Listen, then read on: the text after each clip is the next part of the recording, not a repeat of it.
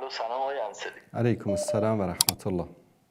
وقت شما بخیر آقای انصاری. ببینید من یه مطلب میخوام بگم.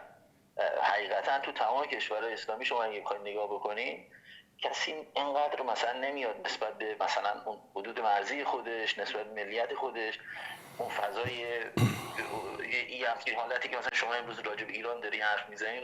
همین مثلا شما افغانستان رو بگیرید، یه متین طرفدار مثلا ایران اگه بخواد اتفاقی بیفته، اون برای هند بخواد اتفاقی بیفته، با تفنگاشون اونجا ایستادن. یا اردنی که اصلا کشور نبود تا 100 سال پیش، شما نگاه بکنید چجوری داره مرزاشو انقدر نگه می‌داره که حتی به مردم خودش تو غزه که فلسطینیان نمیذاره مثلا طرف بخواد تو حدود مرزی خودش بیاد، برای درمان حتی نمیذارن بیاد. یا موضوعات دیگه تو تمام کشورهای همه جا همینه. مثلا ترکیه رو نگاه بکنید، 100 سال نیست پرچم‌دار شد.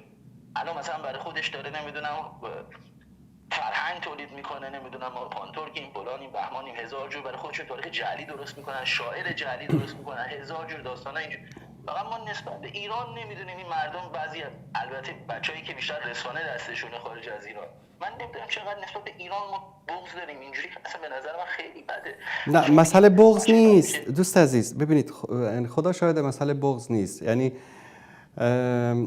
ما به هیچ کس، به هیچ قوم، به هیچ کشور بغضی نداریم. این ایرانی که شما ایران میگید امروز، حتی به یک زمانی مثلا قضیه تجزیه طلبی در اهواز و نمیدونم در بعضی مناطق در ایران، من یکی از مخالفین این مسئله بودم. چرا؟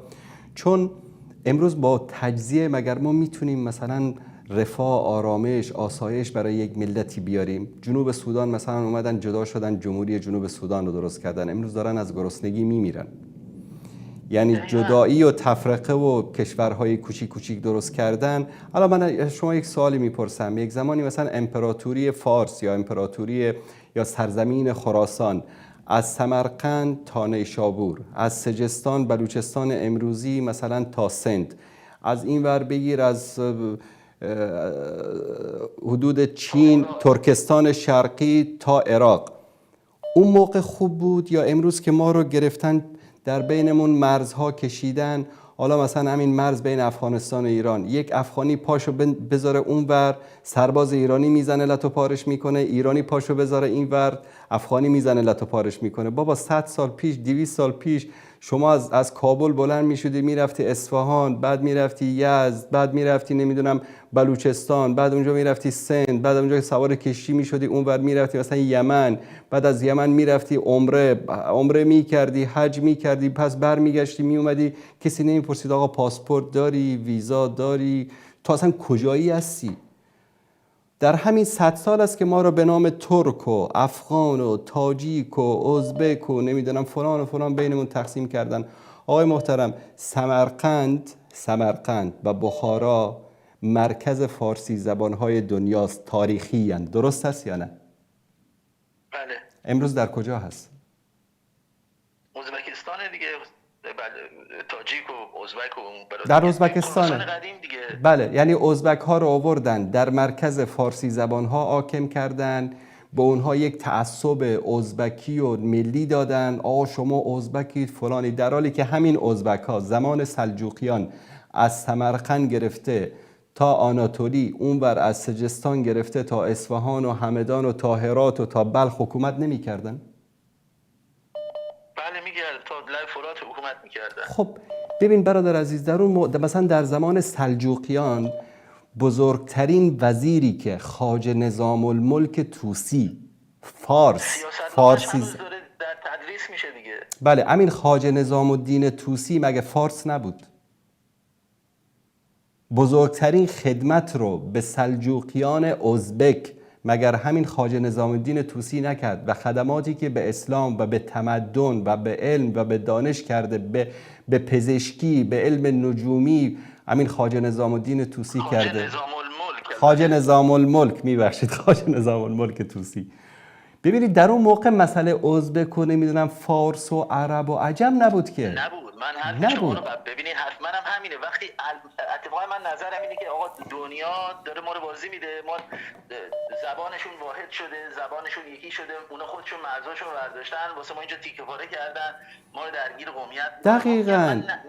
یعنی رسالت ما، بله رسالت ما در این شبکه‌های اهل سنت اینه که ما دعوتمون اینه که این قوم پرستی، نژاد پرستی، اینها رو بگذاریم کنار، بیایم رو مشترکاتی که ما رو به هم نزدیک میکنه. شما میدونید غیر از استاد انصاری، شما میدونید که غیر از اون فضایی که تو ایران وجود داره، الان بزرگترین قصه‌ای که وجود داره سمت شرق و پانتورک و فلان و این داستانا اینا بیشتر دارن. خب شما یه بارم بیا راجع به اینا صحبت. شما ما بارها صحبت کردیم آقای محترم، مثلا همین ترک‌های عثمانی یک زمانی بر یک جغرافیایی که مساحتش 25 میلیون کیلومتر مربع بود حکومت می‌کردن. از طرابلس آفریقای شمالی گرفته تا حجاز، مکه و مدینه، اینور از عراق و سوریه و فلسطین گرفته برو تا سرعد کجا بهتون بگم، تا نزدیکی های بلژیک، درسته؟ بالکان، بالای بالکان دیگه. بله، همه اینجا رو اینا داشتن حکومت میکردن موقعی که شعارشون چی بود؟ شعارشون اسلام بود. روزی که اومدن شعارشون رو شعار ترک بودن گذاشتن، منحصر شدن در یک جغرافیای کوچک، جعلی درست کنیم و فلان و بهمان. بله، مختصر شدن در یک جغرافیایی که امروز اسمشو گذاشتیم چی؟ ترکیه. افغان‌هایی که یک روز پایتخت زمستانیشون دهلی بود، پایتخت تابستانیشون کابل بود، موقعی که نژاد پرست شدن، قوم پرست شدن، مختصر شدن در این جغرافیای کوچکی که امروز اسمش افغانستان است. درست است یا نه؟ آیا ایران بزرگ همین ایرانی است که امروز شما درش زندگی میکنید؟ نه خیر، ایران بزرگ از عراق شامل میشد، فارس و جبال و خراسان، همه اینا رو میگفتن ایران قدیم. بله، پس ما رو در این جغرافیاهای کوچیک با این مرزهای جعلی به نام قوم، نژاد، امروز شما به ایرانی بودنت حساسیت داری، اون یکی به تاجیک بودنش حساسیت داره، اون یکی به ازبک بودنش، در حالی که 100 سال پیش مگر کشوری به اسم ازبکستان بود؟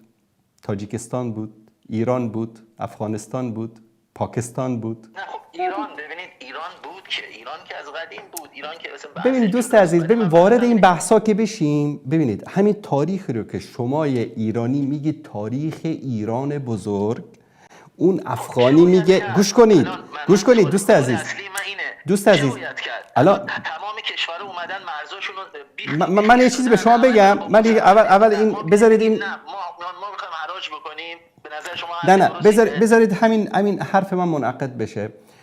اون تاریخ رو که شما میگید تاریخ ایران بزرگ، اون افغان میگه که این تاریخ ما افغان هاست، افغانستان بزرگ. ببینید اینجا اون و همین تاریخ رو اونا میگن که شما اشتباه میکنید.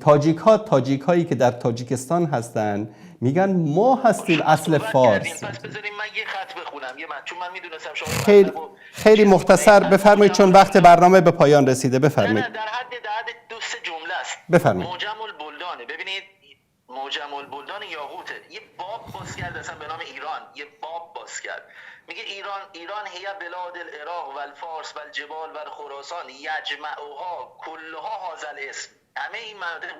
حالا من بحثم اینه که میگم وقتی که یه نفری الان اومدن کل کشورها مرزاشون رو دارن حفظ میکنن، بعد حرف درست رو شما داری میزنی، اولی الان تو این وضعیت چیکار میشه کرد؟ ما هم بیایم حراج بکنیم؟ خب این که نمیشه. باید تا فاصله ای که به هر حال اون فضا بخواد مختزی بشه باید آدم حفظ بکنه مرزاشو دیگه. به هر حال متشکرم. زنده باشید. خدا نگهدار شما.